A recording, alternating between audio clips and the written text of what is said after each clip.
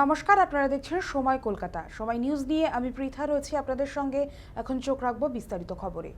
বিস্ফোরণের ঘটনা দক্ষিণ নারায়ণপুরের সুপারিবাগান এলাকায়। সূত্রের খবর, সেখানকার একটি বাড়িতে ভাড়া নিয়ে একটি পরিবার বেশ কিছুদিন ধরে থাকছিল।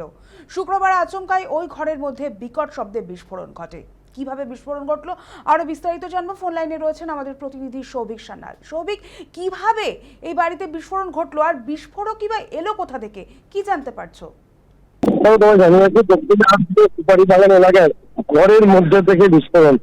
ঘটনাস্থলে নারায়ণপুর থানা পুলিশ ইতিমধ্যেই যেটা সূত্র মারফত খবর হচ্ছে, স্থানীয় পুলিশ সূত্রে খবর, ওই বাড়িতে ভাড়া নিয়ে একটি পরিবার বেশ কিছুদিন ধরে থাকছিল। হঠাৎ করে এই গতকাল রাতে ঘরের মধ্যে থেকে বিস্ফোরণ শব্দ শোনা যায়।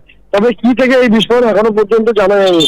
অনুমান করা হচ্ছে সুতুলি বোমা ফেটে বিস্ফোরণ হয়েছে। তবে সেখানে কোনো রকম কোনো বোমা মজুত করা ছিল কিনা তার তদন্ত নেমেছে নারায়ণপুর থানা পুলিশ। এই পুরো বিষয়টি ইতিমধ্যেই সিসিটিভি ফুটেজ খুঁটিয়ে দেখছে নারায়ণপুর থানা পুলিশ। ধন্যবাদ সৌভিক আমাদের সঙ্গে থাকার জন্য।